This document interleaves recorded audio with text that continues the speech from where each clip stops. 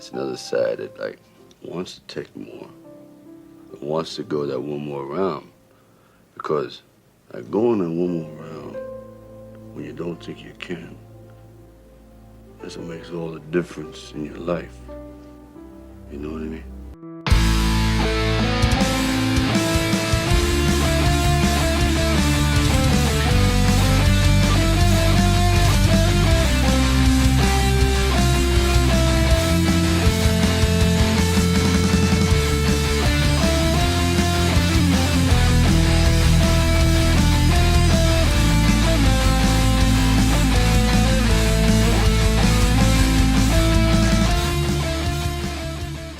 Good day and welcome to another episode of One More Round, the Rocky Series podcast. I'm Ryan, your co-host with my other two lovely co-hosts, Kyle and Katie. Loveliest first, Kyle, how you doing? I'm shocked. I'm not ready to answer that. I was expecting Katie was going to answer right away. I'm doing just fine, sir. Can't be better.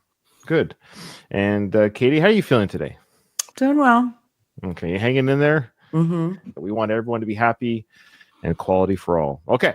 I did book a trip because I'm like, I need a break. But where are you going? Not until April. Costa Rica. Nice. Good for you. Yeah, that's exciting. So yeah, let me know the date. Let me know if it affects, if I need to find a third co-host. Okay. For that date. But yeah, good stuff. Awesome. Costa Rica, never been. Where is that exactly? Like Central America. Central. Okay. All right. I've been to Central America, but not Costa Rica. Cool. Hey, we want to welcome those who are watching us live. Louise is here. It's good to see a friendly face. We don't have any emails. So I don't know what it is. I have to make that call again. It's time for me to guilt trip again. Another 2 weeks of no emails.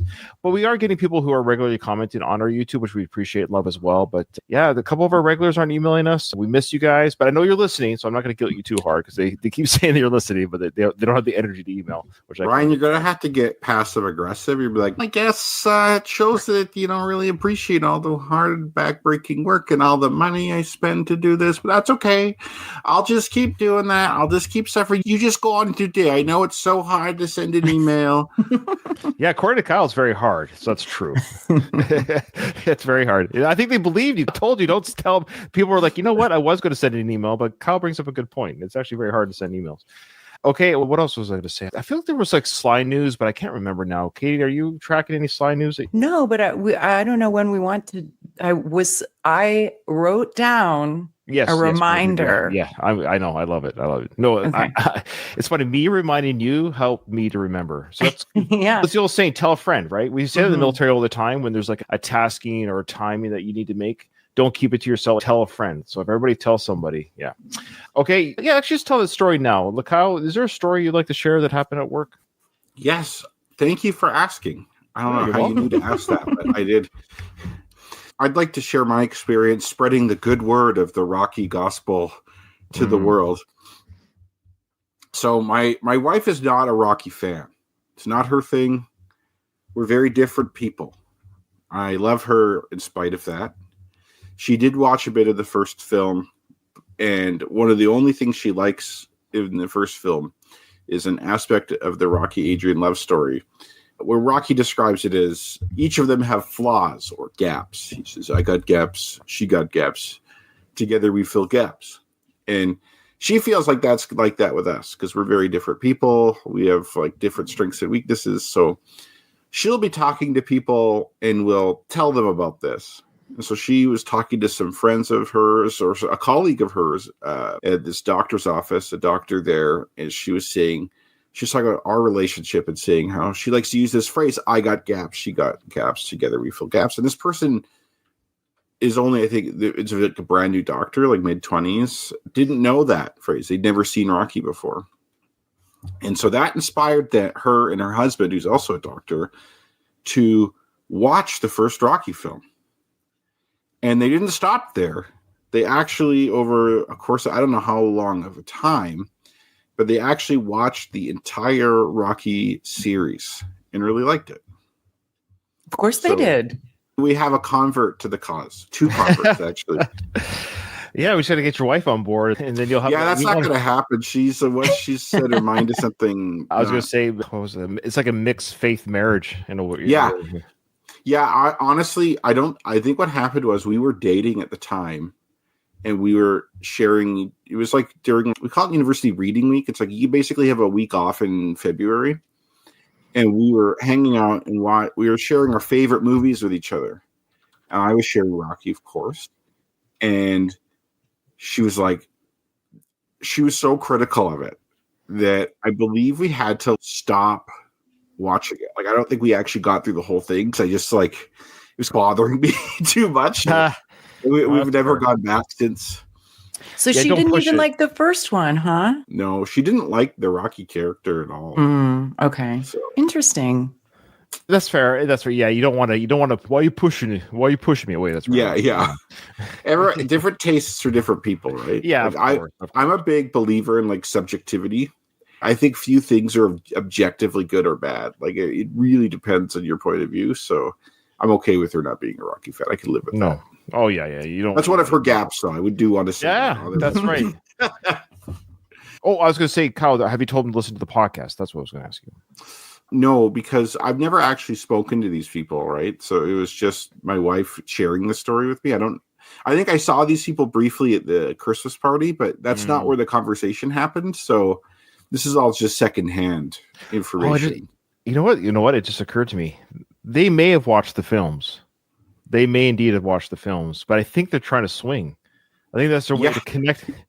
That's their way to connect with you. I saw some swingers in the wild the other day. The wild. Outside in the parking lot at the gym I go to, I saw a car and there was a sticker in the back window of an upside down pineapple. That's the official sign. That's their sign. They have upside down pineapple. That means we're into swinging. That's the signal they give to other people and other swingers. I guess me, who doesn't actually swing, recognize that. Oh, interesting. Yeah, I have got a couple people to look into the podcast though who are not Rocky people. You've done a good job. You are a talented evangelizer. Yeah. The key is to play it cool. I bring it up nonchalantly. What'd you do this weekend? Things like that. And people are very interested that I do a podcast. It surprises them. I don't seem like the podcasting type, I guess. Yeah, I don't bring it up because people think I talk too much as it is.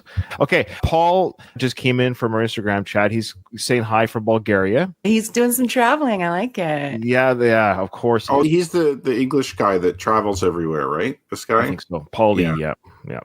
Louise has a question for us. Why doesn't Rocky have some sort of trauma when it comes to training Tommy after he held the towel while Apollo was beaten to death? I have a potential answer to that. Sure, please. Louise, I think Rocky does what all good men do, and they take that emotion, push it down, and try not to think about it. Doesn't think about those things. So that's my only explanation for that. But he does. I think he does. He's hesitant at first. It takes some, not a lot, but a little convincing. But it seems like his hesitation's more of just Tommy fumbling his career versus getting killed. Maybe he sees Tommy as just so young and stuff like that it's what happened to Apollo as a result of him being an old man, not being 42 or however old he was, where and less about just boxing in general. Maybe Drago was this super freak, Apollo was old, so that's what made that happen. So maybe in his mind, the idea of Tommy just fighting at the lower level pros or even higher level isn't as dangerous. I don't know. But he should have trouble though. He should I think that is a potential hole in the film. Yeah, I agree. Yeah, great question, Louise. And we want to say we're answering Louise's questions in real time. If you want to be part of that real time discussion, you can watch us on Instagram and on our StreamYard feed, which I plug in our Facebook group, and even on YouTube. Rocco from the Rocky Trivia Book, he's here saying hello too, by the way, guys. He said hello. I will attempt to answer this question first. I think I've got an answer. It goes, how does Rocky use Mick's gym if it's in his son's name, and why doesn't Robert bring that up? So I think simply because he's a minor, and I don't know how real estate law works. This is the Rocky universe to begin with. But I would suspect it's probably just because he is a minor. You could say it's in Robert's name, but the handling would go to the adults anyways. And so sure, Rocky's, hey son, I'm going to handle things for you, but when you're ready for it and or whenever you want it, just come and grab it from me. But until then, I'll take care of it with you or for you. And he says, why doesn't Robert ever bring that up? This is a good question. That would have been a nice little nod at some point, not even in part 5, but even in part 6, if they'd made some sort of acknowledgement that Robert then gifted the gym to Rocky or to the people that owned it further in Creed and stuff. We never get that storyline hit on again. It would have been a nice little canon nod that it was once in Robert's name, but he sold it. You could argue to help pay for his schooling or something. Maybe Robert doesn't know. Maybe nobody told him. That's true too. I think it was just like one of those script devices Sure. that to begin with, as to they lose everything but somehow still have the gym. Yeah. And so they just they didn't think it was important enough to.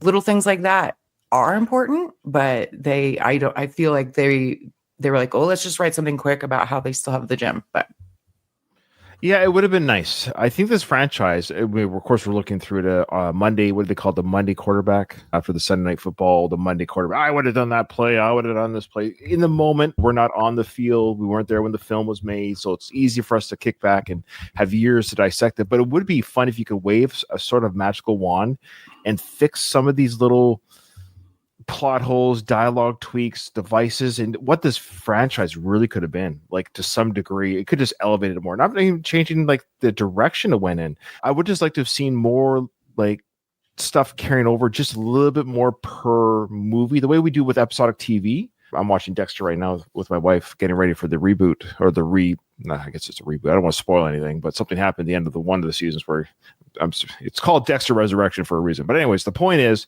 we're getting ready for it. Every episode is an overlonging arc storyline for that season. And I wish the franchise was like that. You almost have to watch the whole franchise, but you don't at the same time. There's enough there where you don't necessarily, but at the same time, anyone could watch any of the Rocky films at any point in any order, never seen another one, and still understand the film, which I guess is a plus and a minus, but it would, for the nerd in me wants, you can't really start mid-season. You have to start at the beginning, but anyways. I like it. And I think that's, for those of us that are major Rocky nerds, I think that's partially why we loved Creed and Creed 2 so much. Yes. Yeah, because they really was like Rocky 4 Part 2. Yeah. Yeah. They brought in a lot. It was like, oh, they went back to that. Which is, I think we mentioned it in the podcast. We actually called the Creed films Rocky. What do we call it? I think we called it Rocky The Force Awakens, meaning when Star Wars, I know, Kate, you don't watch Star Wars, but when Star Wars did Star Wars The Force Awakens, it was just a rehashing of the old days. It was with the new lens and new characters, yes, but that was the idea, was to bring back the old magic and the old storylines, which is both its criticism and why people loved it at the same time. And that's what Creed was. People criticized it for, this is just the same thing, but it's done really well. I don't know if I should be complaining or liking it. So, yeah. Okay. All right. Great stuff. Another question.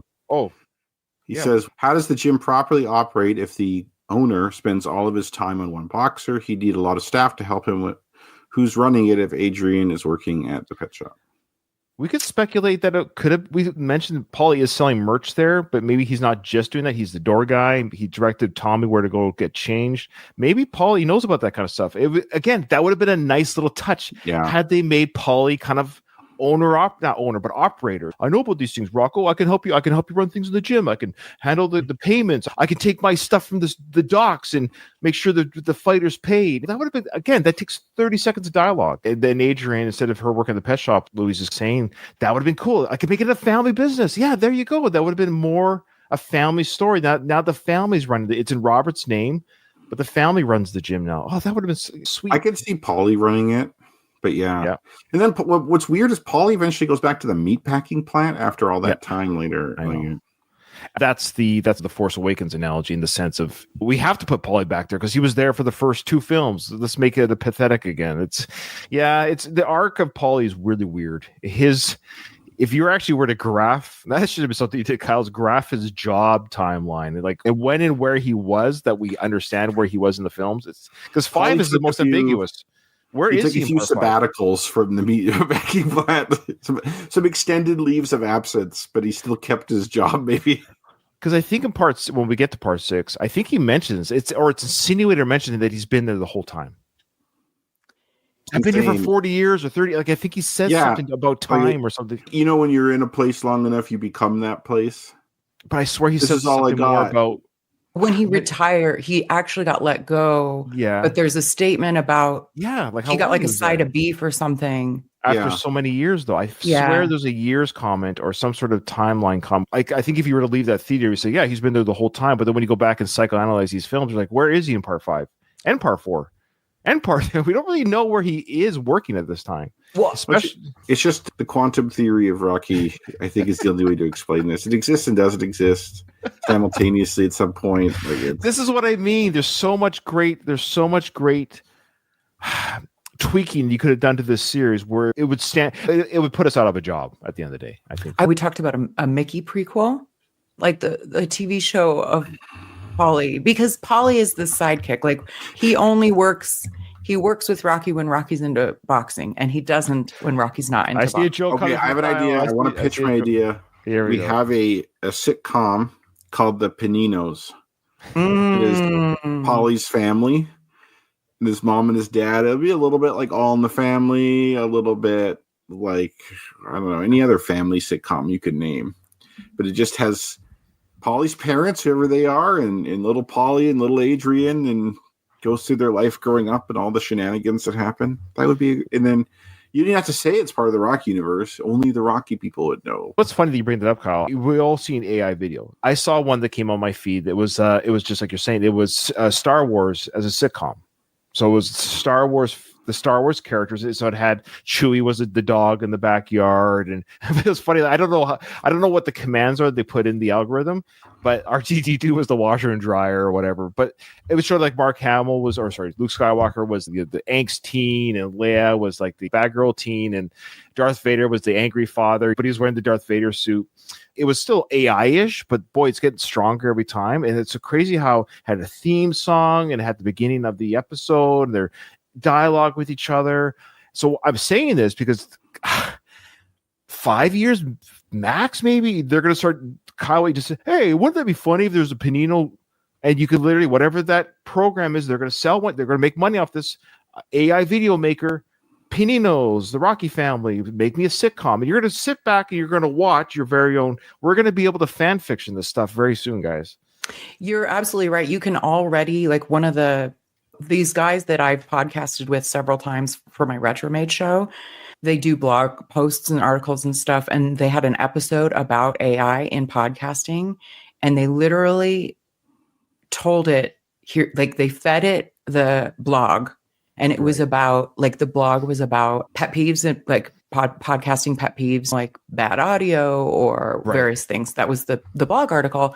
And it created a podcast with 2 hosts, with banter, everything. Like, I listened to a 20-minute. It's probably better than our show. It's probably getting more views than our show and better. That's where I was going, is like, we are going to be put out of a job. Like, if you didn't know that it was AI,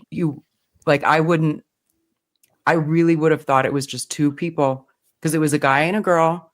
They had banter. But the thing about that is it had to have content from something, but it pulled from the article.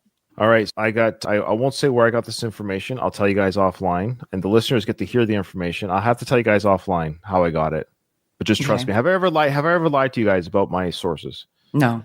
Okay. I just got information from a very reliable source that they heard our conversation regarding the Mickey prequel, and FYI, Ryan, the prequel is happening. And I'll tell you later who said that.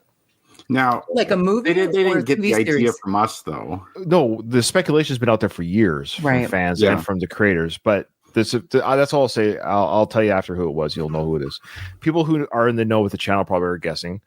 Oh, the Rocky, not the Mickey. They just corrected me. So the Rocky prequel is happening. Oh, wow. Oh, I don't like that as much. I like the Mickey prequel because... Well, here's the thing. I hear you. I think Mickey would be more interesting. So that was what we were saying. So my apologies to the person who's telling me this right now. But what the Rocky, it's funny. We're talking about Dexter, and they have the Dexter prequel series right now that's getting very good reviews. I haven't seen it yet because I'm going to watch it later. But it's all the younger versions of the characters, and apparently they're nailing it. You think, how would they make it fun or interesting? So if you get that kind of smart writing team if it's good writing and good storytelling, it's good writing, good storytelling. Like you'll be surprised what talented. Yeah, you'll be surprised what good talented people can do. That's all I'm saying. So don't. You're right. Yeah. We all feel a very specific. I love Dexter too, but we haven't been in love with it for 50 years. Like Rocky, like these characters. True, so but like the fan base is still very strong. They're still very passionate. It might not be length of time, but their passion runs deep, and they really like the prequel. Like it's getting great reviews, and fans love it. So. It's possible. It's possible, but it's just one wrong casting can really make. Go. And the mystery person just asked me, guess who's writing it? Let me guess. Who do you think would write the Rocky prequel? Huh?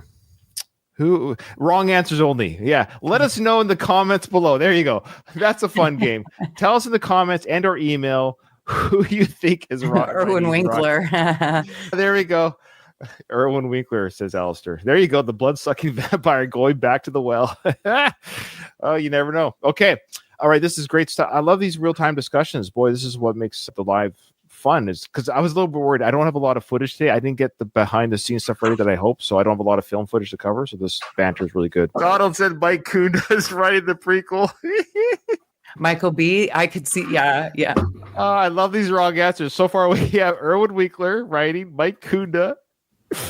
You know what's funny? Mike Kuda would try to get like reverse imaging AI so he could play Rocky, and then we have who you have to have him write it for we want wrong answers only. This is no fun to say the real name. Alistair, I didn't say it.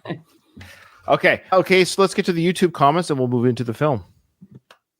We have one from the Misfit 74. I'm glad Mike Tyson was mentioned because I was going to bring up his first 19 fights. 15 of them were in his first year as a pro against tomato cans, and they were all knockouts. Then in the following year, he had 4 more straight knockouts before his first win by decision. Tommy Gunn was in that early tomato can part of his career with Rocky, fighting often and ending them early. There you go, Kyle. Thanks to Kyle for doing that. We got to admit, Kyle is our boxing. He's what makes the show legit, or it's just me.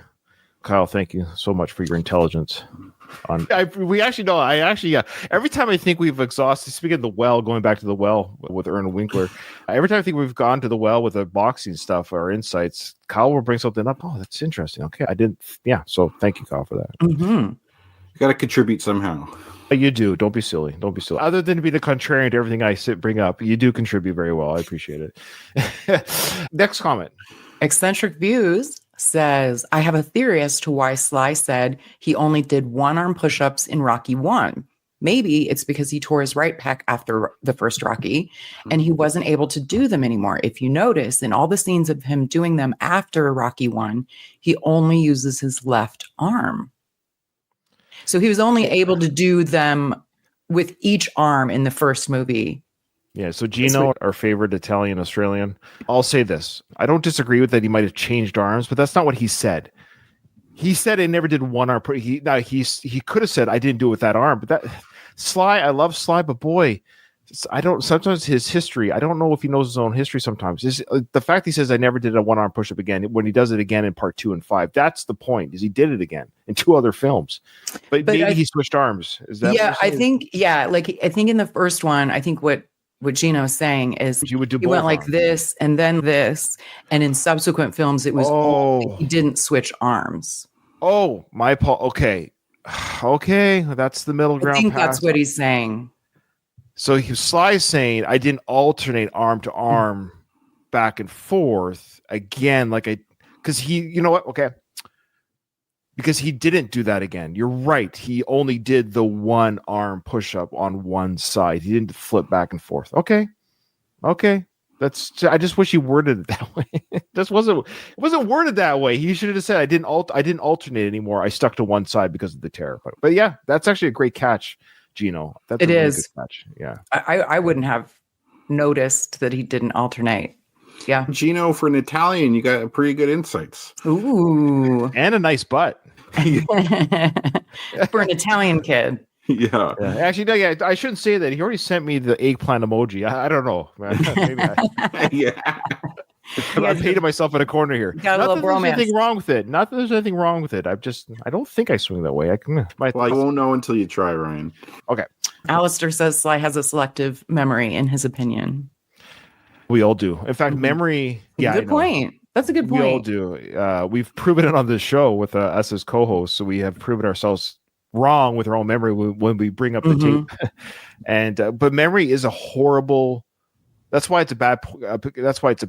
Piece of evidence in court, even with eyewitness testimony, because 5 people will see the same accident or crime. They have 5 different stories. It's weird. It's weird how bad our recall. It's even a better term, recall. It's amazing how bad our recall is. It's a really tricky thing. We have one more comment from Andy Grew. In every other movie, Adrian is the audience surrogate. We see him through her eyes. I think Sly has said this, he says in parentheses. This is even more evident in Rocky IV, especially in the director's cut. In Rocky V, she's an obstacle. Her role and Robert's should have been reversed. Rocky and Adrian drifting apart. Now you've got something. Thank you for the comment, Andy, but I wholeheartedly disagree. Why? Firstly, they did drift apart a little bit already in Rocky IV. So we've already covered that to some degree. And she just couldn't stay away. And 2, or B, I think audiences would turn on it if there was, like, we love the Rocky and Adrian love. And if they were just like normal people, right? I don't know if we would like that as much. And then so Adrian has to always stand by her man. Like the thing about Rocky throughout the whole thing is it's always been you and me. That's what she says. It's always been them, and problems come, problems go. And then it just makes sense that Rocky's paying attention to another surrogate child, so to speak, and ignoring his. I think this the way the storyline is the right way. But yeah, same. It'd be weird. I like the idea that basically Rocky's the father figure to Tommy instead of his own son. And it's like Tommy replacing Adrian is just weird because it's a different dynamic. Like both Tommy and Rocky and what the hell's his son's name? I don't know why I'm Robert. Thank you. Both have this father-son dynamic, so it's obviously they compete in that way. So I don't know. Yeah. Unfortunately, I don't agree, but that's okay. That's okay. Just keep making the comments. You don't have to agree. Yeah. What do you think, Ryan? Yeah. I don't disagree with he's right. It would be dramatic and it would be crazy. So I don't disagree with any of that. So the idea that would this be a story? Yes, but I don't think it's the story that fans want to deal with. It's just, there's already enough, him losing everything that he lost already, like his riches and that was already enough for fans to deal with. The fact that he's off this, like he loses everything. He starts from the beginning. Imagine starting at the beginning with his marriage. It's too much for one movie. But I do agree that Adrian is the audience surrogate. Sure. Yeah. That's fair. Yeah.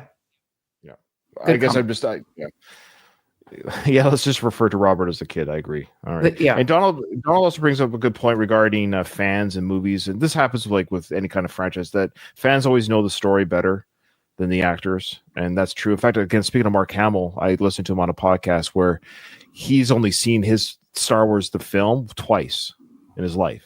So he'll have fans come up to him, oh, you met that part when you were on such planet. And he's like, I don't know what you're talking about, because they play a part and move on. It's just like anything. It's just a job to them. So they didn't write the story. They didn't direct the story. They didn't edit the story. But in this case, Rocky did, or Sly did. You beat me. No, that's fine. This is the one not criticism. This is the one where we take Sly a little bit to task because it is his creation and he stars in this is his voice all the way through. Yeah, absolutely. Yeah.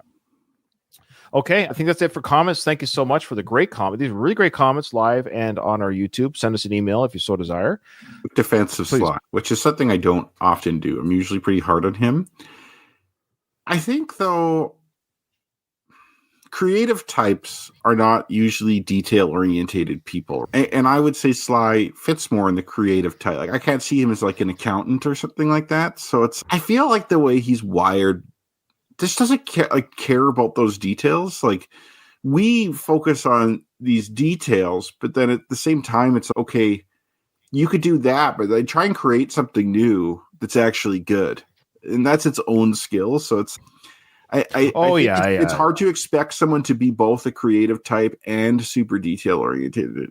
So fair point. I feel like there should be other people involved in the movie's making that should, like, their role should be those details. you should have it's true. You should have a consultant. I want my dream job is to be what I call a perv consultant. So basically I review marketing material and stuff like that for sexual innuendo. Because sometimes people come out with things like that. You run it by me, I'll find anything perverted in it and then make sure you don't embarrass yourself. You know what I mean? My job will be to make it pervy. That's what she said, jokes and all that good stuff. All right. You guys would have a field day at my company. Marketing materials that I work on. Oh, nice. Yeah. Hey, if you ever want to run something by us. Yeah. All right, so let's get into the film. Remember where we last left off? Robert and Jewel were running with the jacket in hand to go back and tell Daddy that they got the jacket back. We'll see some of the original cut. Like I said, there is a workers' print version of this that we'll watch right after. It's a little bit different. I don't think by much. When I pieced this video together, it's been a few weeks, so I don't even remember what I'm going to show you. Yeah, so I guess we'll just watch it together for the first time here.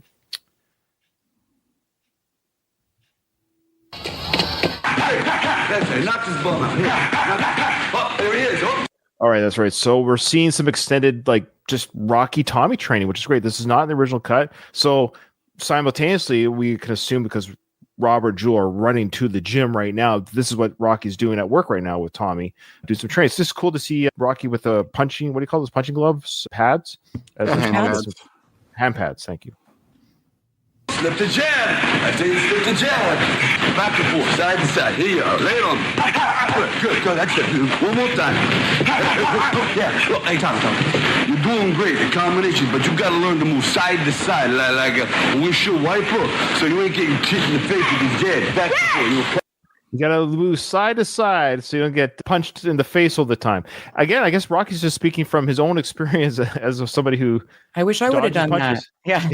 Yeah. That actually, you know what? Like, I wish he would have said something like that. It's like, I wish I would have moved side to side more, then I wouldn't have eaten so many jabs. You know, don't be like me. You want to do this. I'm gonna say this side to side thing though. That's a big Mike Tyson thing at this time. Mike Tyson was for a heavyweight relatively small. Most of his opponents were a lot bigger than him. Mike Tyson is about 5'11" and like 220 pounds, something like that. Like he wasn't that big. Like you'd have guys who are like 6'3", 6'4" with these really long jabs, right? And so someone super powerful like Tyson, the conventional wisdom is you want to keep him away from you with the jab. And so Tyson's way to get in is he was always moving side to side like this and staying low. And these guys would try and jab him and they couldn't. And he'd get in and then do his damage. I think Sly's, the reason he's doing the side to side is since he's basing Tommy's character on Mike Tyson and his style of fighting. And that's why he's saying that. No, good catch. Yeah, we know this is the Tyson era. So definitely he's already drawn a lot from the Tyson era in this film. And I just like how we just get to see Tommy, of course, Tommy Morrison, the real person who's a boxer. He just gets to box with Sly. So this is, sure, it's being filmed, but there's no rehearsal here. Like Sly's, hey, let's just do some drills and film it because you're a boxer. And Tommy's in his element right now. There's no acting here. He's just boxing. This is what he does. I wonder if Tommy informed what kind of drills they do. If I'm Sly, I'd be like, hey, what drills do you want to do? What drills are you comfortable doing? And we'll just do those, and they'll look real good because you're used to doing them. Good point. I got my coat back! Look, I got my coat! Oh, that's great, kid. That's beautiful. I trashed this guy. Everybody in the school went crazy. Everybody. Well, that might have been okay. I'm remembering my cut now, so you'll have to excuse me, folks. People are like, you're an idiot, Ryan, which is true. You don't have to tell me in an email or a comment. I think that side to side was in the original cut. What I've done here, I think, okay. Because now my memory's coming back to why I'm showing this. So, yeah, that side to side was in the original cut, but we're showing the workers print because Robert coming in to show the jacket, there's just an extended portion of the brush off that the workers print shows. That's why. So I figure there's no point in showing both. It's pretty much equal parts, except for there's a great thumbnail here. Yeah, good catch, Alistair. I'm going to catch that right now. That's a great picture. All right, thank you. Got it. It's done. Okay. Anyways, I say all of that because people are like, Ryan, what are you talking about? That's in the film. Okay, you're right. In the original film. So there's just an extended part at the end. That's good. Hey, Rock, man, I'm cooling down over here. Oh, hey, listen, I gotta get back with Tommy because we gotta work out. He's cooling down and everything. Listen, go tell your mom. She'd like to hear things like that. That's beautiful. You know. Okay, let's go, Tommy. Yeah, I do love that little part there. It's in the original cut as well, where he goes, "Tell your mom she likes to hear about that kind of stuff." I don't know if that's true. She's mentioned she doesn't like violence. She would. Yeah, that's true. Actually, she'd be happy you have a coat. Maybe. Yeah. Maybe change the way you got the coat. You might want to edit that story. Yeah, you could just say, yes, I used my intelligence, mother, and talked him down, and I told him the foolishness of his ways, and he handed over the jacket delicately towards me. Guess what, Mom? I used the Socratic method by asking him a series of questions, and then he imploded under his own lack of logic, and he had to give me the coat back. Show her the Madame Dupont photo as well, or drawing as well. Go show. She likes to see stuff like that. No, she doesn't understand French too good, Katie. That's true. That's true. You don't want to show. You're going to confuse Adrian with that French. Also, it's interesting there too. And I look again. It's slide to some great little acting in this film that people miss, and I love how he's excited he's legitimately happy for his son. He's not like he's not. He feels happiness. I'm happy for you, son. It's awesome. Tommy, of course, is being a bit of a dick here. This is where we're seeing a little bit of that coming. It's a little bit. He's coming like, hey, come on, I'm cooling down over here. Rocky could have said, dude, if you can't handle 5 seconds of not boxing, then you have bigger issues. Let me talk to my son. Now that's what he should have done. That's what I would have done. I would have been like, if you literally can't handle not boxing for 10 seconds, if you think that's a cool down, how are you going to handle the corner between rounds? So just chill. So that would have been my response. Or just keep go do something. Punch air. Battle box a bit. But that is designed to show you that Tommy's starting to think that's on purpose, though. The reason why the dialogue is there is to show the audience that Tommy's starting to think selfishly because it's coming in his mind now, the championship. He smells blood in the water. He's just, which isn't bad, but he's focused on the championship. Okay. The other thing I like is though Sly does, he does this like little, that's great. You did, he does a couple little moves. It's to show that's great. You did this. And then I just like how Sly does that. Like, yeah, that's cool. You did to show Robert. That's great that you knocked out the kid and we'll talk about it later. But yeah, he should have brushed off Tommy, but he went to Tommy's request. He makes this gesture at the end. Like he's like, this a very like openly dismissive gesture. It was in combination with him saying, okay, go little boy, go away now. Yeah, he goes, go tell your mom. And and then he goes, yeah. And then he goes, dude, that's great. That's what he's like, that's great. I think he's just showing, hey, that's great, but I got to get back to work. I don't think he was meaning to be rude, but of course, a teenage boy's, yeah, Dad, thanks for listening. Oh, I'd be so pissed off if I was Robert in that situation. I'd be really hurt by that. My dad, yeah. Oof. Okay, what's the extended? Oh, it's coming. So, like I said, it focused on Paulie. I think it's just Paulie. That was the whole cut. I know it's weird, but they should have kept it. But I like Paulie's reaction to that. So Paulie's witnessing the whole exchange. We haven't seen him yet on screen, but he does witness the exchange. And then we don't see Paulie's thing in the original, right? Because so far everything I've seen has been in the original. He is in the. If you go back to the original, he's there, and then it cuts off really quick. But they show more of the workers. Yeah. Come on, that's it. Now one through the. Come on, lay it. There he is there. Put my hands on fire. Come on. That's new there. My hands on flat. Or that. Yeah. Okay. That's right. Good. Come on, lay it on me. Come on. There you go. Yeah, it's just why they cut that. I don't know. Why? Because you see Paulie totally recognizing. Because remember later in the film, well, we might see it in today's episode. I think we should, where he says, "Your ship is sunk, Rock."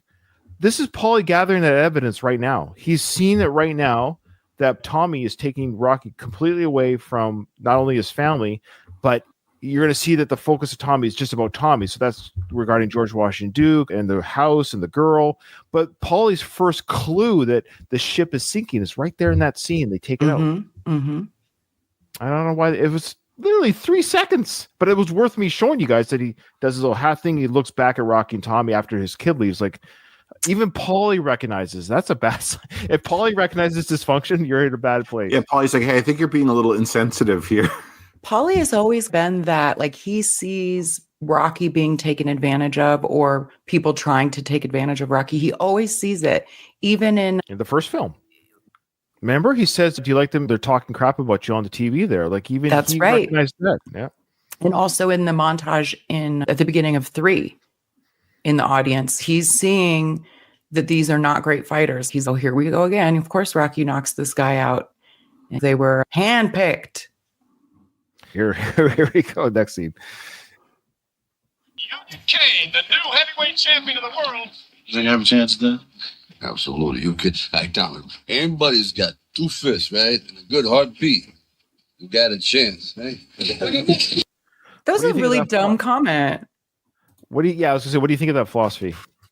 He's trying to instill hope, like anybody can have a chance. I had a chance, anybody. But that's not what Tommy wants to hear. He wants to hear, I'm not just anybody. He wants to hear, am I talented enough? Do I have the right skills? And Rocky's, anybody could, any schlub. It's weird to think that Rocky character now, who's training Tommy, is the same incredible trainer who trained Adonis. Because it's a different, now you could argue, yeah, wisdom, years. Okay, that's fine. And I guess you could argue that's maybe good writing, that Rocky's not very, because Rocky is humble. Yeah, there you go. Maybe that's the connection. Because again, Sly wrote this. Why did he write it that way? Because you're right. So much that you remember, sorry, I'm all over the place. You remember, of course, Tony talking to Paul. You're the best. You're the best. Women want you. Men want to be you. That's what you're saying, Katie, is Rocky says, no, yeah, you're the best. You're hungry. You're brutal. You're making a name for yourself. They're afraid to get in the, you're right. You have more than a chance. You are the future champion. That's the Tony talk. Mm-hmm. That's what Tony would be saying to Apollo. Rocky's, I'm a humble guy. I don't know. I'm humble. He looks mad. I don't know. So he looks mad. I think Rocky's comment made sense given his perspective. I understand why Tommy might not appreciate. I agree with Katie that Tommy might not like that line of thought. But from Rocky's perspective, I don't think Rocky ever saw himself as anything special. Rocky always counted himself as a ham and egger. Mm-hmm. Basically, that he wins with desire to win. That he isn't really physically superior to anyone or has more boxing skill than anyone. He has heart. And so it's, hey, look, if you have somewhat physical capabilities, you have a chance to win. But I would put, if you have this desire to win, which he doesn't make clear there. But yeah. Well, that's what I mean. Is you're right. He's seeing his career, like he's thinking like a Rocky, not like a trainer.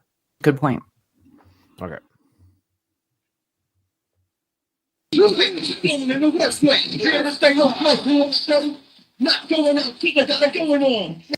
So now we've got, of course, it's training montage part 2 of Tommy's rise, and we have Union King barking into George Washington's ear. What do you think he's saying there ringside about Tommy, or like the way he's talking?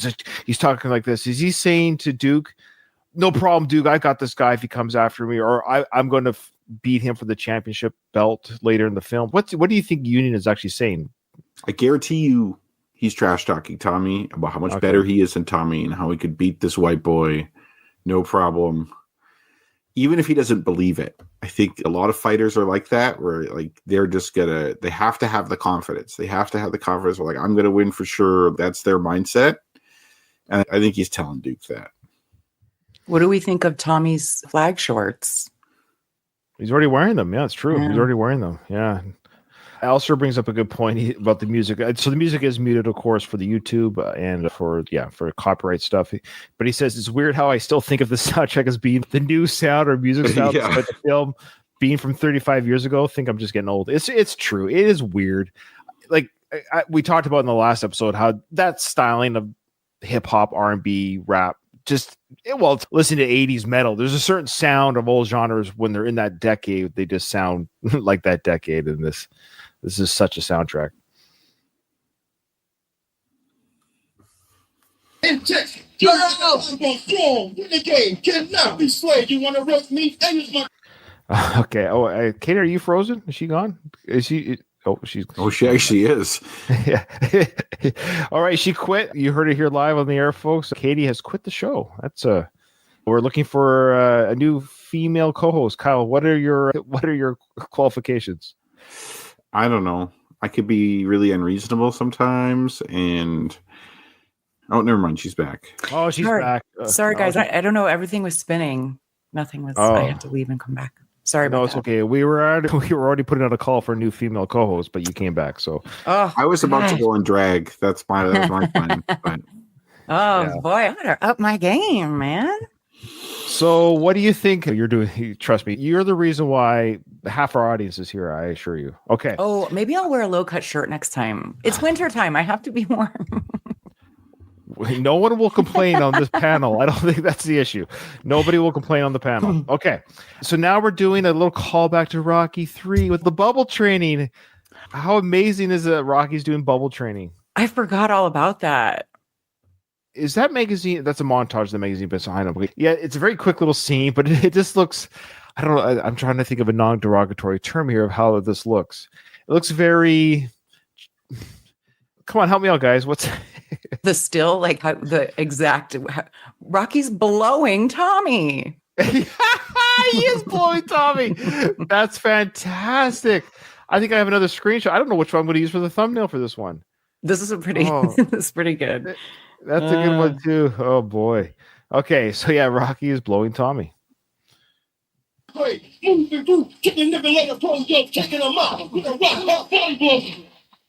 There's the girls, fans. Oh my god, she's got crimped hair. I love that. I've never liked crimped hair.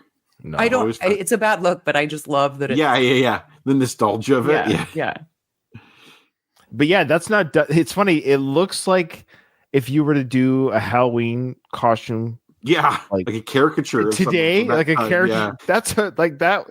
That's how she did her hair in the morning that day. This wasn't meant to be funny. Yeah, like that's because there's a woman beside her whose hair also looks dated, but it looks like good. It's a little bit. You could almost pull it off today. If she walked into a store today with that hair, people wouldn't necessarily give her a second glance, but there people would be like, "Yeah."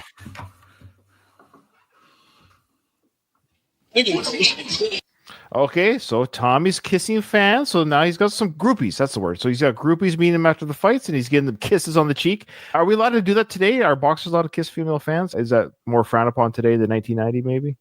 Or do they still do that? I don't even know. I'd be careful. I was trying to think. Let's just say this: Tommy's leg strength has probably gone down. Well, he's not fooling around in the sense of like that kind of. I think he's getting some action here. Oh, you think he's actually bringing them back? Oh, I'm sure he is. Why wouldn't he?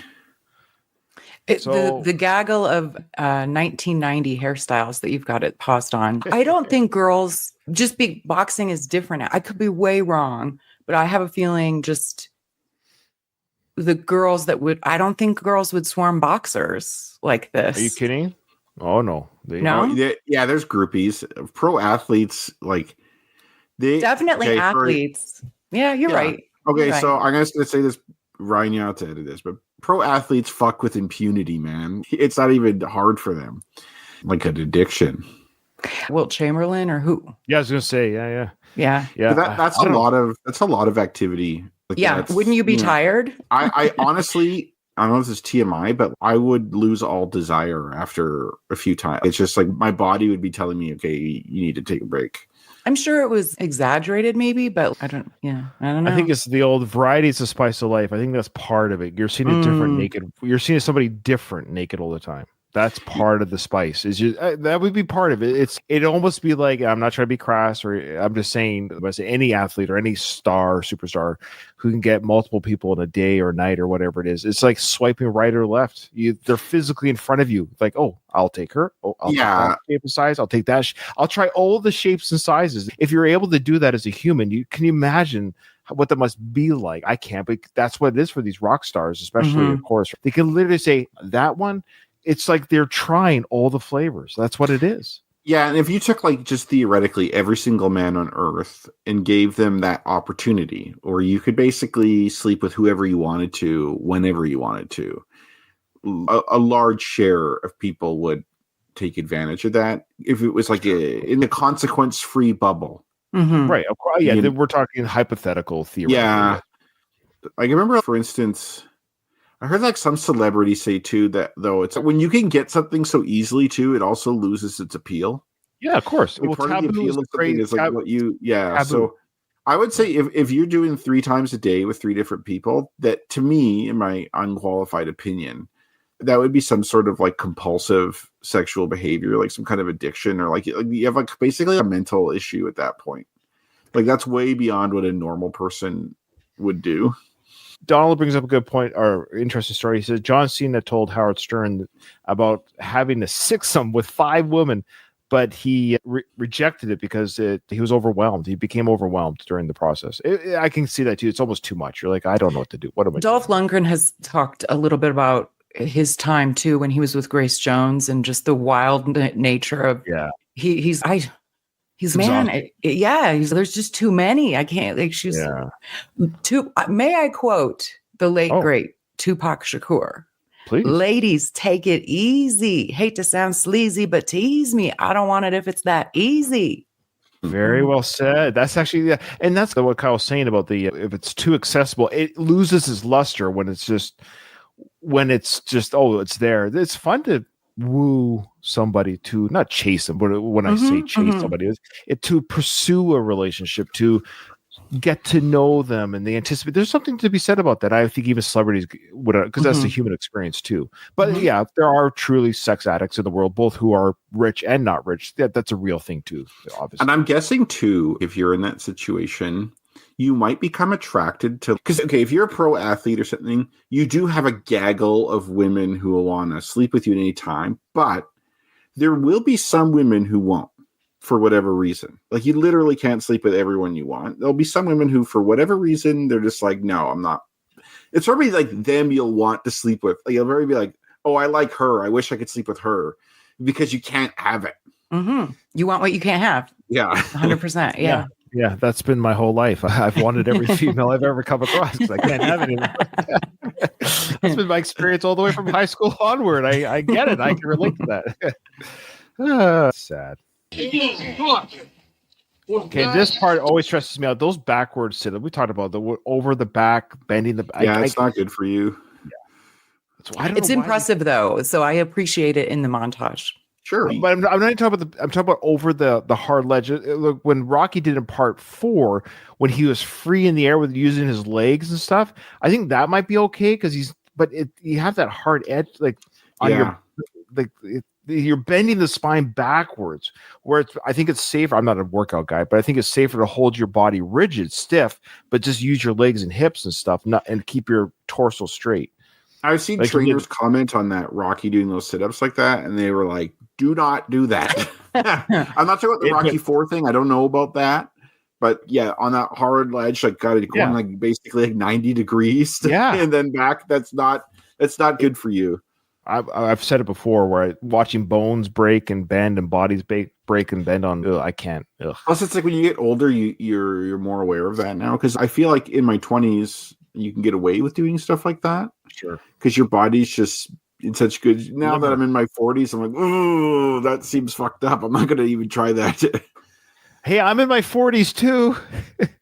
We're all in our 40s. Look at us. Not for long. Not for long. That's the part I left out, Katie. That's the part I left out. But yeah, I like aging. I think it's awesome. Like, I'm getting a couple gray hairs here. I'm like, all right. I like some Asians. Oh, aging. Sorry. I don't like aging. I need to find a magical hard G. I don't like aging. We'll make that clear. All right.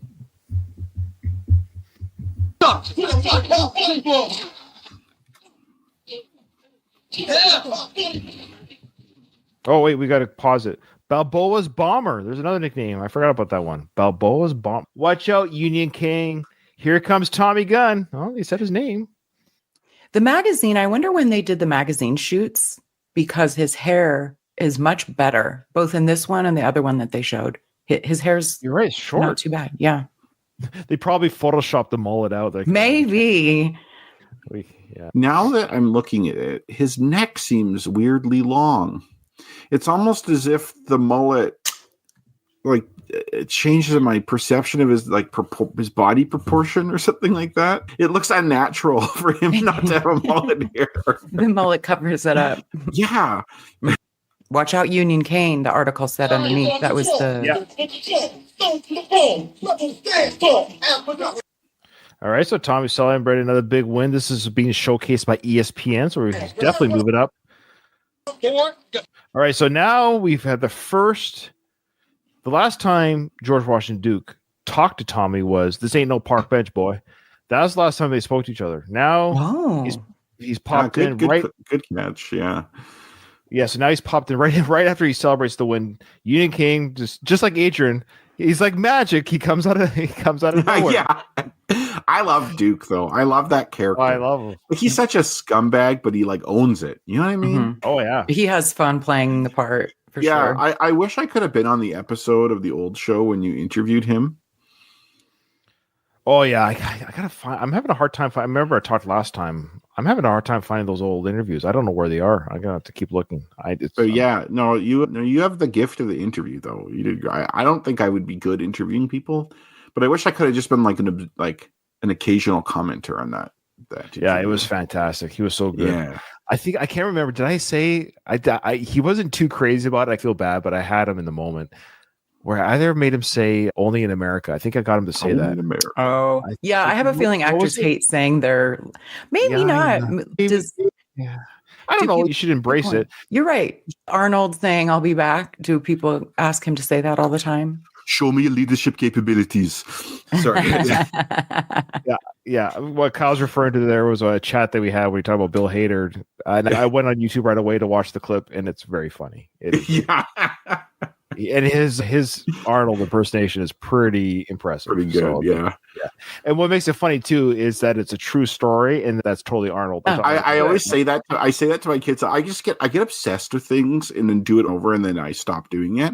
And right now, I'm in this stage where I'll ask my 5-year-old to do something. I'm like, "Get your cup, go take it over there. Show me your leadership capabilities." Does he look at you funny? What the hell? He's so used to me doing stupid stuff like that it doesn't even faze him anymore. Like he doesn't even ask questions. No, it's just dad. Yeah. That's my whole. My kids think that this is what dads are like. Like they haven't gone over to people's houses enough to understand. Yeah. They'll realize all dads are this way. Absolutely. Yeah. A good dad is dad weird. Or your dad is weird. Your dad's not saying quotes all the time. Why is your dad so weird? Actually, my friends' dads don't speak in quotes. Yeah. So this is an interesting dialogue that George. This is how he introduces himself to Tommy again. Boy, you got hands of gold. I guess that's a metaphor as well. Gold gloves type of thing. No, I think it's a combination of your hands are like everything you touch turns to gold, right? The idea that you can make money. Yeah, I like that. Yeah. Boy, you got hands of gold. It goes, now I want to introduce you. So right away, I want to introduce you to somebody. He knows human beings, man. Hey, this is a young guy. I'm going to get some. I don't want to. Hands go. Hey, I want to introduce somebody. There's Karen. Here's some huge tits you can stare at, and she's actually put some of her own pheromones on her neck that you could probably smell. That's a trend now, by the way. Like, I'm gonna basically like wave this piece of meat in front of you like you're an animal. Like, come here, boy, come here. You want a treat? You want a treat? God. Okay, Rocky's just standing there. Imagine if this is the 70s. Rocky is Tommy, and then Mickey's the trainer, and someone like Duke comes up like this after a fight with some girl. Imagine what Mickey would do. Mickey would absolutely lose his shit on this guy. Mm-hmm. Get the hell out of here and take your chicken ass woman with you or whatever. Like, move your chicken asses. Would have shut this guy down immediately. Mm-hmm. Where Rocky is so non-confrontational that he's just going to stand there and let Duke do whatever the hell he wants. I think he's also a little bit bewildered by what's actually happening before his eyes. Wait, what? Yeah, like Mickey would see it right away. Like, oh, this guy is a snake. He's bringing this woman here who's obviously trying to entice this guy. Come on. What do you think of Karen? She's hot.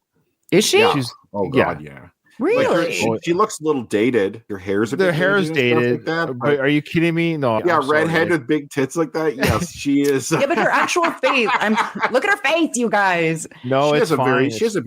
I don't know. I find her. Well, she's got the Bridget She's- Nielsen type jawline and face. She's from Denmark. Her name is Delia Shepard, and she's 67 now or 64 now. Yeah, so she's young here. 35 years ago. Yeah, she's I guess she's 30ish here, 29, 30. Even when I was 15, I saw her on the screen. I was like, yeah, Tommy, I get it, brother. Yeah, man. That's interesting. Like, I get the boobs. You don't get the boobs. Katie, your problem is you think like a woman.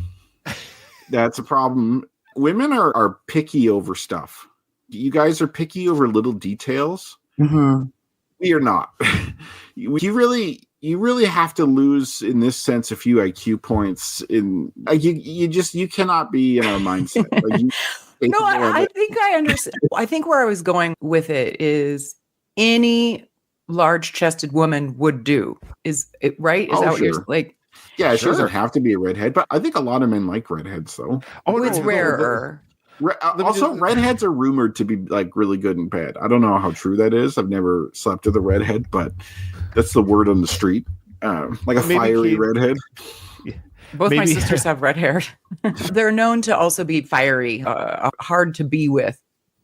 At any rate, yeah, they're rare. I always thought it was weird because she seems too old for him.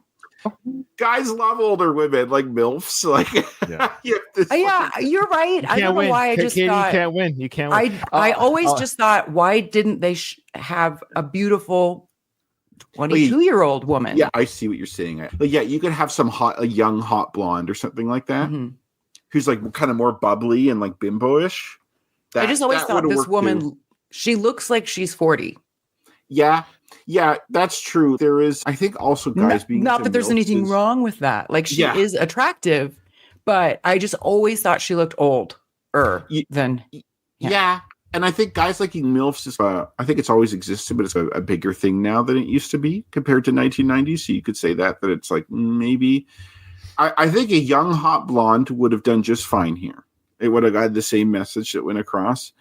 But a lot of men do like an older woman like this too. So, plus, I feel like an older woman is more sly and can manipulate you a bit easier sexually than say like a young bimbo. Yeah, that's so that choice there. Good point. And I think she mothers him a little. Yeah, she's the mommy because he comes from like a broken family. So he probably has mommy issues. Really, like he does have dad issues, but he could have mommy issues also. I don't know. You know who she reminds me of, actually? Her name's Christina something. She was on Mad Men. Oh, Christina Hendricks. Yes. Yeah. Yes. She reminds me of her, like the voluptuous. Christina Hendricks is more voluptuous than this woman is, but like big boobs, redhead type of thing. Mm-hmm. So, all great points. I'll just cap it off with this. But yeah, I agree with the older. I think the older was intentional. That I agree with all the things. Because you need someone that can work with Duke. Because Duke obviously has hired her, or whatever. Whether she's hired, I wouldn't say like a prostitute, but she's working in the Duke camp.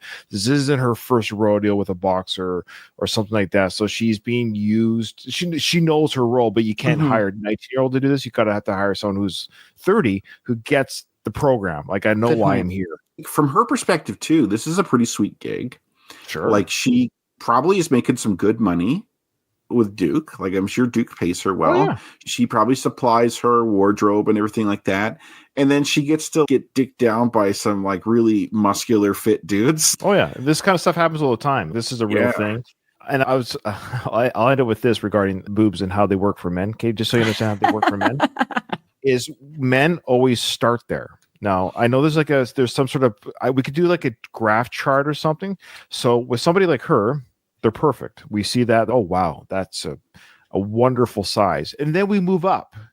Now, if we move up and the face is like, ooh, I don't know about that. We then have to start contemplating, okay, the face is a 3, but the boobs are a 10. So now the girl's kind of a 5. And so this is how we do the kind of. Oh, yeah. You rationalize the face based on the boobs. Basically, that's right. Yeah. Is that true even if you're not a boob man? Of course, there's a lot of people like bigger lips, smaller lips, or whatever it is. I'm not getting to the minutia of details of the face, but I'm saying men start at the chest, then they rationalize the face. And if the face isn't that great and the chest isn't that great, that's like a double negative. It's just not great. Or replace chest with ass if you're an ass fan. Sure. I'm not going to talk more about this too much because my mom's watching the show right now. But Ryan has a point. I'm going to say it. I'm being a little silly. We're visual creatures. But of course, yes, at the end of the day, if the girl is a bore or a bitch, of course, just like anything, it's not going to last. But I'm just talking about the primal, initial. What Ryan's describing is if you're in the hookup space in your mind, not necessarily like the relationship. Sure. That's the that makes personality. sense. That's what I mean. That the personality comes in. We talked about this before. Yeah. That you get to know somebody over time, you will then actually legit become attracted to them beyond their looks. Because you'll see, we've all seen couples like, how did that guy or that girl get that? And you can wonder because they fell in love with their personality, which is totally legit. And that's why they're married. They're not hooked up anymore. They have a long-lasting marriage now because they truly love each other. It's all fun. Human relations are fun, but as a 15-year-old boy, I'm watching this film. Yeah, I get it. Okay. True enough. So already Family photo. Who says that? Yeah, I never caught that before. I love how that guy has his arm around Sly. He does not like it. I got to screen. The boy, there's too many screens. Yeah, I was just gonna say. You have like an innate ability to pause. Merlin puts his arm around Rocky. Rocky's, don't touch me. So, yeah. So that picture makes the cover of the National magazine. Yeah, Rocky is not impressed having Merlin put his arm around him. He's being roped in. Like he's being roped in. He's being roped into this program. Like, I'm not part of this. Look at how timid he is. Like Rocky is like continually like this. He does not stand up for himself. And there, Paulie, and Jimmy is there too. Yeah, Jimmy doesn't like it either. Mike? Yeah. No, this is Jimmy. Mike. Oh, yes, that's right. No, this is Mike was in part 1. Jimmy's in part 5. Yeah. So what's interesting to here, of course, these are Tommy's cornermen, but they're not there part of the celebration. They're literally down there. Yeah. I just want to get this in, Katie, from Paulie. He just wanted to let you know that Delia Shepard, who plays Karen in Rocky 5, she's no Katie, that's for sure. So there you go. Oh. Yeah. I don't have like double D boobs, that's for sure. I know it's the one flaw. We'll talk about it. We got some finances. I'm telling you guys, especially as women age, I would say bigger is definitely not better. You know what? Honestly, God, I'm sorry. Mom, stop listening for just a second here. Okay, I need you to plug your ears or something. There's great things about big boobs and small boobs or medium boobs. Like they all have their own appeal. Like I can see that. It's all good. Anyways. No, and I'll say this too. It's funny. I'm talking to like 15-year-old Ryan when I saw this film, but as I've gotten older, I know it sounds corny, cliche. It truly doesn't it doesn't matter to me the way it used to. It's a teenage thing. Of course. It's definitely a male-driven, like an immature mindset. Yeah, but it's funny as I've gotten older. I'm like, I don't think like that anymore. My perceptions of what's attractive as I age is dramatically changed. Yeah, like I'm a lot more open-minded towards what's attractive than I would have been at like 21 or something. Any comments I make, they're just for entertainment purposes. Yeah.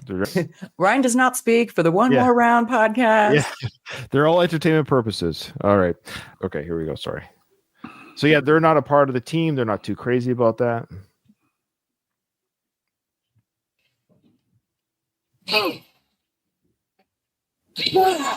Tommy's, how many fights has he had now? This is getting.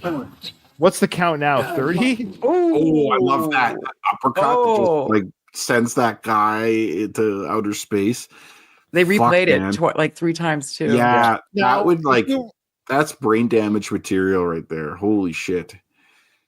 Now, if that really happened, can you imagine like ESPN covering that fight with the replay, like the commentary? Because he sends the guy flying. Oh, that happens. Yeah, like that kind of knockup. Like yeah. That? Especially like the Tyson days. Watch a Mike Tyson knockout montage. It is absolutely brutal. It is way worse than this Tommy stuff they're showing here. Really? Mike Tyson was so vicious and so efficient at taking people apart. Like it's like there was one guy who fought Tyson, Polish guy. God, I wish I remembered his name. I'll remember it in like 10 minutes from now. And this is when Tyson was not in his prime. and he was fighting Tyson, and he noped out of the fight. And his corner man was calling him like a coward and stuff like that. Tyson literally cracked his skull. They found out later, like his bone here was. I think I heard about that. Yeah, I think I've heard about that. Andrew Galata, that's his name. Yeah, his opponent. Like Mike Tyson's power and viciousness is incredible, and he would do knockouts like this guy all the time. I want to see his power per square inch in the Drago machine. Yeah, I've looked into that. It's very hard to actually measure someone's punch power. Like, it isn't standardized like that. Like Francis Ngannou, who is an MMA guy, they did some punching power analysis for him, and it was like Dana White was talking when it's, this would be like getting hit by a car going like 100 miles an hour. But people were criticizing that, saying, this is not really how it works. And so it's like that. And then you have those punching things at the bar, right? That where people, it looks like a speed bag and stuff. That kind of measures it, but it's actually pretty tough to measure how hard someone punches. I would never do one of those because it would just reveal that I cannot. Also, people do these ridiculous punches. They don't do a proper punch. Like they will almost run across the room and put their body weight into it. Like they just do those like stupid things just to really up the power, you know? Yeah, I wouldn't even try. I'd be too embarrassed to see the score.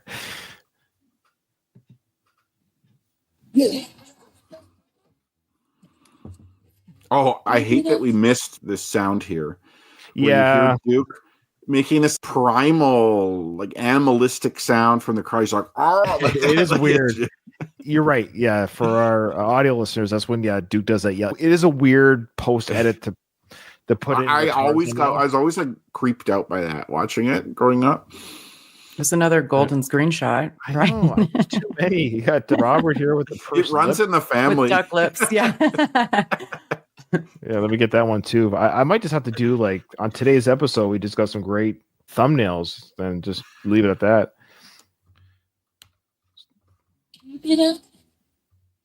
Everybody is disappointed.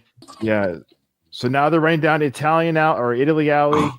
He has women chasing him here. I know he's literally getting hugged, and as he's running, and now he's fighting a Wild Dell somebody. This is just the marquees are ramping up. This is Fight 30, all within a 3-month period before Christmas. At the Spectrum. Spectrum. Well, right. This is the big. Is that the autism spectrum, or what spectrum is that? And there's Gloria behind Adrian, and Adrian is wearing. She's wearing the old lady glasses. I love those cat eye glasses so much. But she's 44. She's 44 years old. You know what? It could be readers. When people get old, they need glasses to see things close up, right? No, it's not. I'm talking about the fact that she's wearing glasses. Just the styling that she has. She looks like the Carol Burnett show where they had that actress who played the older grandmother. It's Mama's Family. Yeah, and I forget the actress's name and the character she plays. She's only 34 or whatever, playing the old woman. Vicki Lawrence. This is what Vicki Lawrence. Thank you. This is what it reminds me of. It reminds me of this is like Vicki, like Talia Shire is only 44, but she looks like she's 60 or 55. They ramp up this old lady. If you were to screenshot that right now and send it to someone who's never seen these films before, say age that woman. What's her age? Yeah, I think it was all the leaded gasoline back in the day. That's my theory. I think this is Adrian's natural. She is more of a dowdy. Even in the first one, she's 29 and she dressed like that and wore those glasses. Yeah, but where's the Adrian from part 3, man? Well, she got money. And so then she had a stylist. And okay, now Ryan, so what this reminds me of is not that I've seen these, but I've heard that sometimes in adult films, you'll have a woman who will look super. They really go to their way to make her look nerdy like that, and then there's the switch. The glasses come off, the hair comes down. Is that what your friends tell you? Tell you? Tell me. I've never seen this before. Never seen this before. The librarian look. Hot, but you didn't know that at the beginning. Yeah, like the librarian who she seems reserved and quiet, but she's actually has a bunch of pent up sexual energy. That's basically Adrian, I think, right now. And she's going to use the paper as, of course, litter box. Yeah, I like that, actually. I like whoever started doing that. Like a hot toy. You take a mom like you know an android. I have another problem with this too, actually. It just that? showed his 16th, takes his 16th. The paper Yeah. had a number. That's So wrong. 16 The number's fights in way less than 3 months. But it's way more that we saw more fighters, but I wasn't keeping track of the trunks. Maybe they were showing a few fights twice. Who knows? But He's fighting way too many white guys in pro heavyweight boxing, man. I think he's fought like 2 or 3 black guys, but it keeps showing him beating up. That's why he's doing so well, is he's fighting other whites. yeah. Good point. Now Tommy is now not happy that he's been called Rocky's puppet or whatever, robot puppet. I think he's going to throw the paper now at his own trophies or at Rocky's trophies. I feel like the media is like too unreasonable in this movie. See, that's pretty disrespectful. He threw the paper at Rocky's belt. Yeah, I honestly don't think like magazines would be that vicious, where they'd be like Rocky's robot and all this kind of stuff. Like they seem obsessed with that, and I know they're just trying to make a point in the movie, and I know they have to make Tommy upset and build, because otherwise, why would he resent? Yeah, that's the storyline. You're going to be the bad guy if you're using these scare tactics, the Italian chicken. Whatever it takes to get Tommy in the ring. Alistair does want to ask you, Kyle, all those films, are they any good? Asking for a friend. Yeah. All right. I think you might. I think I could be wrong, Alistair. I think you could probably just Google, maybe just try some keywords there. I don't know. I'm not sure what those keywords are, but just the internet is your pearl. Go out there and grab it. Okay. I think they should just rename like the incognito tab to porn tab. Like just call it what it is. There they go. The big beat up there was a black boxer there, Kyle. You happy? You happy? Yes, dude. Yeah. Now Duke's like, yeah, he actually is good. Yeah. I wasn't sure now we know. before. But this is a great headline. I like this one. Rocky's gun aims at Kane. That's a great use of the words there. It's actually a great title. See, I like that. That would be a job I'd love to do. Is Kyle, I need you to come up with some magazine titles and covers and design them, and I need you to come up with some clever titles and stuff like that. That'd be such a cool job. I love the American flag too in the background. Yeah, it's weird. There's the American flag just in the background. Tommy Gunn versus Jeff Langston. We're gonna just kind of power through the end here. We're almost done. Where he says your ship is sunk. There's your boat, Rock. There's your boat, Rock. And then Rocky goes, "What boat? What boat? The one that's sinking. And that's because Tommy. Now, see, remember it was Jimmy and Paulie still standing on the floor when that family photo was taken. Now Rocky's there with them, and Paulie's, you're not even up there with them. Yeah, good catch. What they should have done is Rocky is in charge of training only. Paulie is in charge of the business aspect. Because Paulie is crass. He doesn't care about ruffling feathers. He could go tell Duke to piss off. He can go grab Tommy and say, hey, what are you doing? I think at this point, Paulie feels like it's not his role or whatever. But if you actually made Paulie in charge of that, be like, hey, Paulie, I want you to look out for Tommy's business interests. I want you to do that kind of back end management. I'll work on the training. There's a chance Duke wouldn't get his hooks into him. But with Rocky managing him, forget about it. And here's the title. I think this is the last title, is when will he get a title shot? Tommy He's been Gunn. boxing for 3 whole months. Why doesn't he have a title shot? The last what I paper mean. had a question about it too. The papers are serving as Tommy's thoughts. It's a great montage. It's a great message to the audience of what's going on here with Tommy's mind. But again, you're right. So we have to say this is really everyone in 3 months, maybe 4, is saying that's the dialogue after a 3-month run. I guess if he is like a Tyson-esque person. Tyson took about 2 years, I think, to get us. Like he got the title in 86. I think he started pro in 85. So now George Washington Duke is showing him his new pad, his new sex pad for him and Karen. It says Tommy Gunn at the top. Gun at the top. You come with the Duke, you can get the kind of payday fights Balboa could only dream about. To the victor goes spoil. I love how he says to the victor goes the spoils, and the edit shows Karen. Yeah, she's property, basically. Yeah. But I've always Comes caught with that. the deal. I've always Yeah. caught that, though. That was intentional. To the victor Oh, goes the yeah. spoils, and then it shows Karen.